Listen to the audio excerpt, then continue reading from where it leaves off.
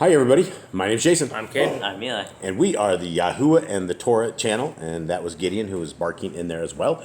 We apologize to anybody that we offend when our dogs bark. We have 9 pit bulls, and they keep us very active and keep us very on our toes.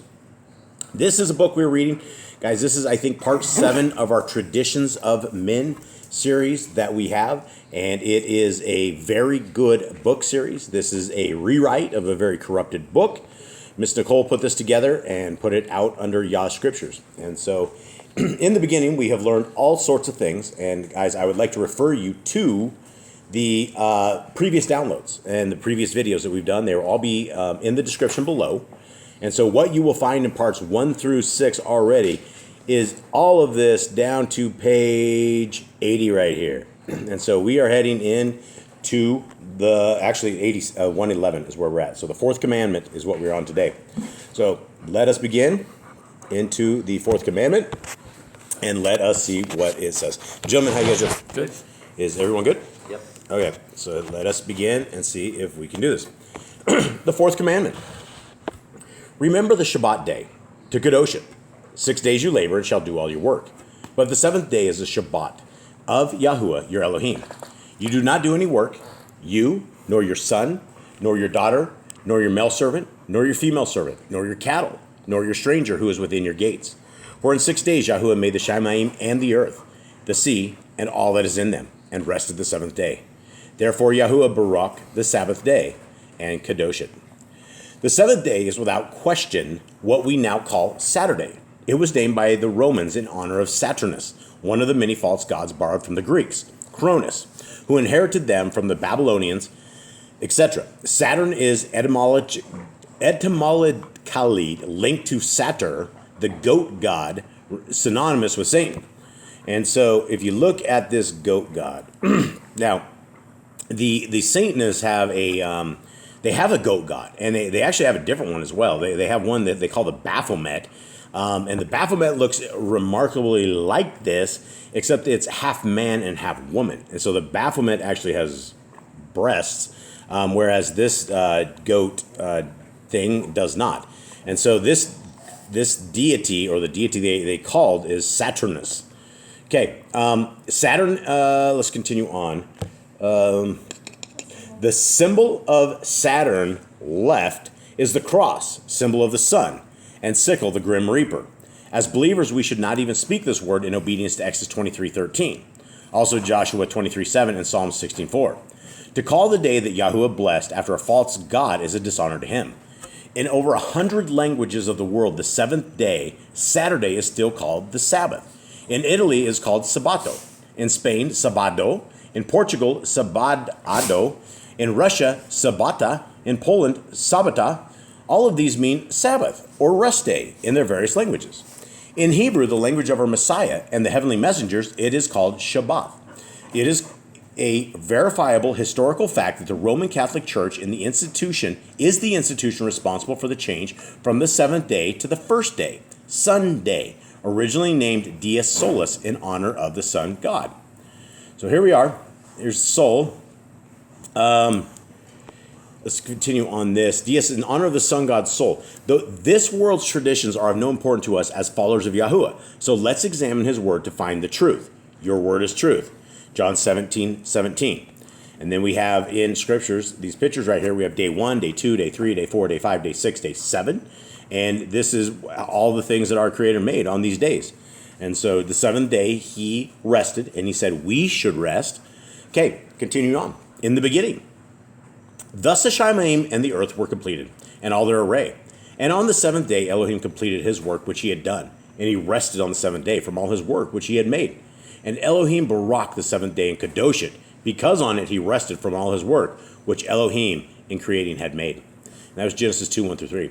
Note, in the beginning there were no Jews or Gentiles, only children of Yahuwah.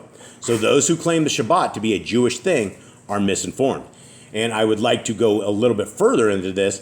And we didn't even have the religion of Judaism till way later.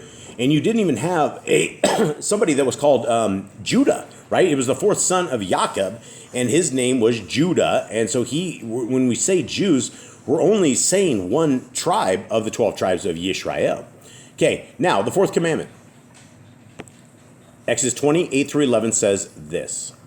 And you speak to the children of Yisrael, saying, My Shabbatoth you are to guard, by all means. For this is a sign between me and you throughout your generations, to know that I, Yahuwah, kadosh you.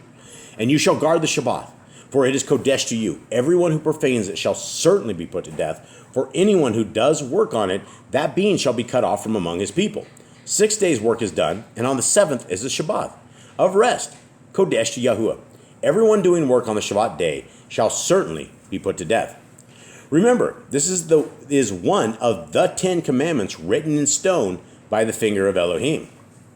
Then we have the hand of Elohim writing stuff in stone with fire, and that looks pretty cool. That's a good picture. Okay, that's mystical. She's our picture lady. Okay, Ezekiel 20, 12 through 16. And I also gave them my Shabbatoth, to be a sign between them and me, to know that I am Yahuwah who makes them kadosh. But the house of Yisrael rebelled against me in the wilderness. They did not walk in my laws, and they rejected my right rulings, which if a man does, he shall live by them. And they greatly profaned my Shabbatoth. Then I said, I would pour out my wrath on them in the wilderness to consume them. But I acted for my name's sake, not to profane it before the Gentiles, before whose eyes I had brought them out. And I myself also lifted my hand in an oath to them in the wilderness, not to bring them into the land which I had given them, flowing with milk and honey, the splendor of all lands, because they rejected my right rulings and did not walk in my laws, and they profaned my Shabbatoth. These scriptures make it very clear how serious Yahuwah treats the violation of his Shabbat and laws. It should serve as a reminder to us all. The blessings to the Gentiles. This comes out of Isaiah 56, 6 through 7. Also the sons of the foreigner who join themselves to Yahuwah to serve him and to love the name of Yahuwah, to be his servants, all who guard the Shabbat and not profane it, and hold fast to my covenant. Them I shall bring to my Kadesh mountain, and let them rejoice in my house of prayer. The Sabbath is for those who wish to be grafted into Israel.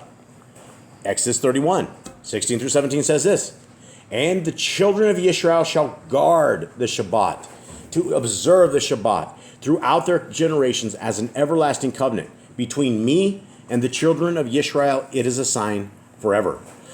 Some get confused over who Yisrael actually is. But as we see in Isaiah in the verse preceding, Israel is those who hold fast to his covenant. See also Hosea 2:23, Romans 10:12, and Galatians 3:28. The next chapter is who is Yisrael. Notice the Sabbath is a sign forever. Psalms 89:34 says this, I shall not profane my covenant, neither would I change what has gone out from my lips.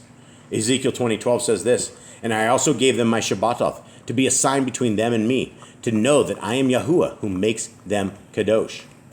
Ezekiel 20:20 says this, and kadosh my Shabbatoth, and they shall be a sign between me and you, to know that I am Yahuwah, your Elohim. The Sabbath being a sign is indicative that others should be able to recognize this observance in an obedient believer. This is what it means to be kodesh.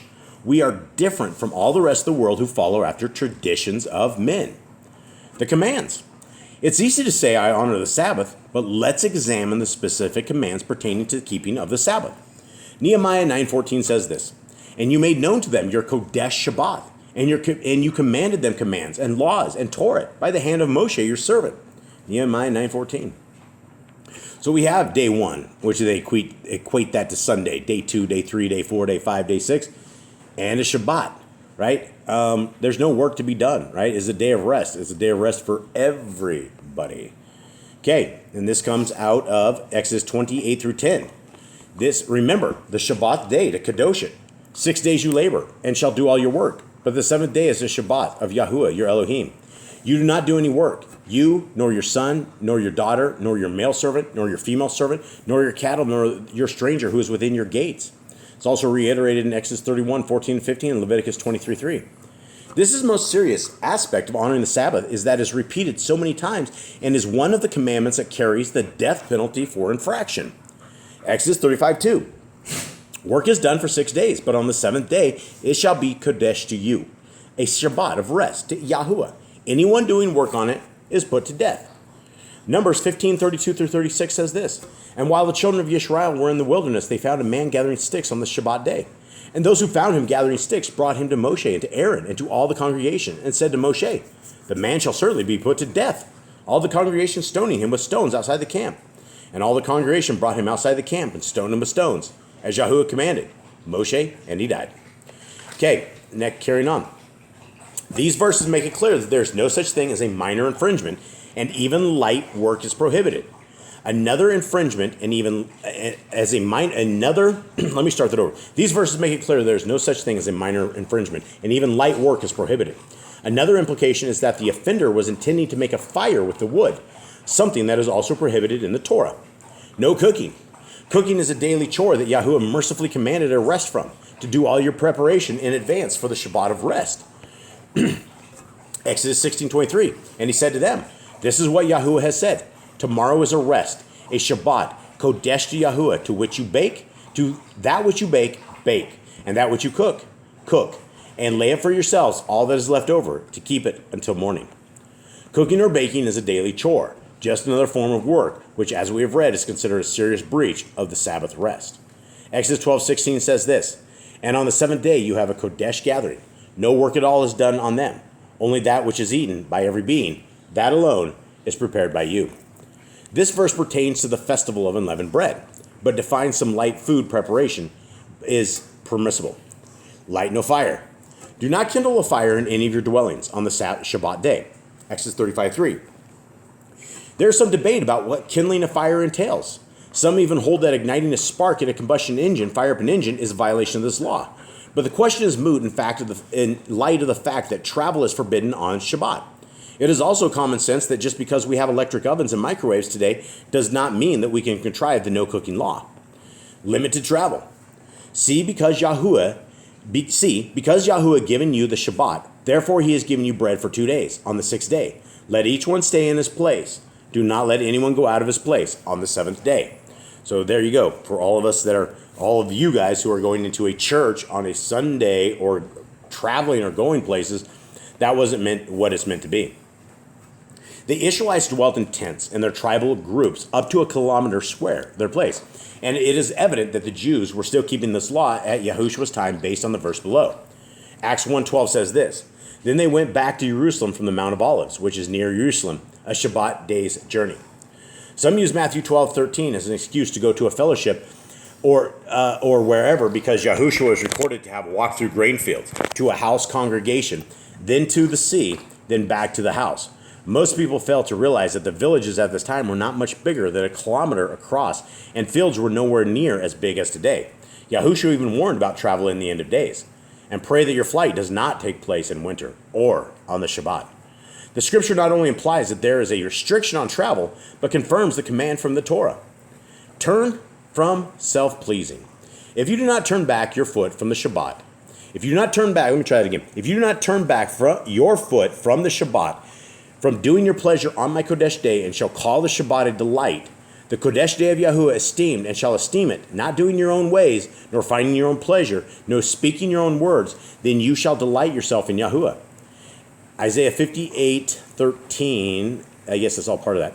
"And I shall cause you to ride on the heights of the earth, and feed you with the inheritance of Jacob, your father, for the mouth of Yahuwah has spoken." This is by far the most defining scripture regarding the Sabbath. If any task or entertainment we undertake on the Sabbath day is purely self-pleasing, then Yahuwah will not delight in us. If these commands Yahuwah gave in regarding to honor his Sabbath sound burdensome and boring, then maybe you ought to examine your heart, whether you love Yahuwah or your own pleasures more. Sabbath in the new heavens. A prophecy from the book of Isaiah reads this, Isaiah 66:23 and 24. "For as the new Shemaim and the new earth that I make stand before me, declares Yahuwah, so your seed and your name shall stand. And it shall be that from new moon to new moon, and from Shabbat to Shabbat, all flesh shall come to worship before me, declares Yahuwah. And they shall go forth and look upon the corpses of the men who have transgressed against me. For their worm shall not die, and their fire not be quenched, and they shall be repulsive to all flesh." Okay, Scripture informs us that the Sabbaths and festivals, Hebrew is called Moedim, are shadows of things to come. Colossians 2:17. So it only stands to reason that the Sabbath will be honored in the new heavens and new earth. New Testament Sabbath. In the renewed covenant, there's no indication of the Sabbath being ignored. On the contrary, we find a number of examples of Sabbath keeping. Yahushua and the people of Israel all observe the Sabbath.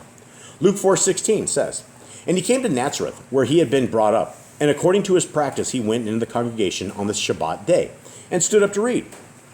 And then Luke 23:56 says this, "And having returned, they prepared spices and perfumes, and they rested on the Shabbat according to the command." Paul and the apostles kept the Sabbath. And when the Yahudim went out of the congregation, the Gentiles begged to have these words spoken to them. The next Shabbat, and when the meeting of the congregation had broken up, many of the Yahudim and the worshiping converts followed Shaul and Barnabas, who speaking to them were urging them to continue in the favor of Elohim. And on the next Shabbat, almost all the city came together to hear the words of Yahuwah. Acts 17:2 says this, "And according to his practice, Shaul went in unto them, and for 3 Shabbatov was reasoning with them from the scriptures."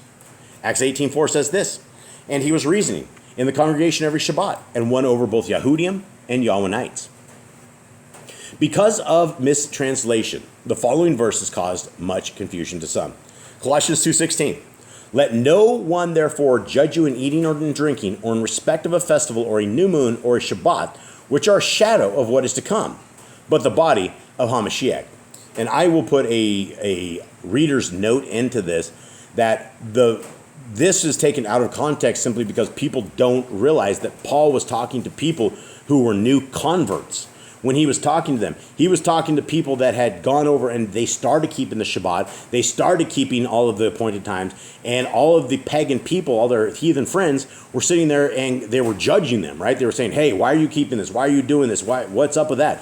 So it has nothing to do with telling people that you can't keep the Shabbat, or that we don't need to, because this is the default Christian conundrum right here that clearly says that people will say, we don't have to keep the Sabbath because we don't want somebody to judge us because what we're eating and what we're drinking.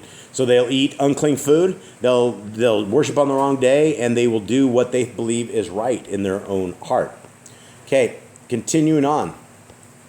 This verse states that the body of Messiah are the only ones to judge in these matters, but it's confusing in Bible translations with the added word of "is." But the body is of Christ in the King James. This changes the whole meaning of the scripture, and the last sentence becomes an irrelevant statement. Another scripture in Bibles that has been poorly or deliberately mistranslated reads, "There remaineth therefore a rest to the people of God." Hebrews 4:9. The word rest is sabbatimos in Greek and literally means Sabbath, keeping, confirming all scriptures. So Hebrews 4:9 says, "So there remains a Shabbat keeping for the people of Yeshua, or for people of Elohim." Okay, so I guess that is it. That is the reading on the Sabbath. We hope that everybody out there has a good day. We hope that you guys are reading along with us. There is a free download of this PDF in the description below. And if you guys would like to purchase this book, it is available on Amazon in color and also black and white. And if you guys would like to help ship this particular book into our brothers and sisters in chains, please email me, jboss008@gmail.com, because we would like to get a big order of these into our brothers and sisters in chains. And if you guys can help us do that, we would really appreciate it. So thank you guys very, very much. Have a wonderful day, and we're out. All right. Shalom.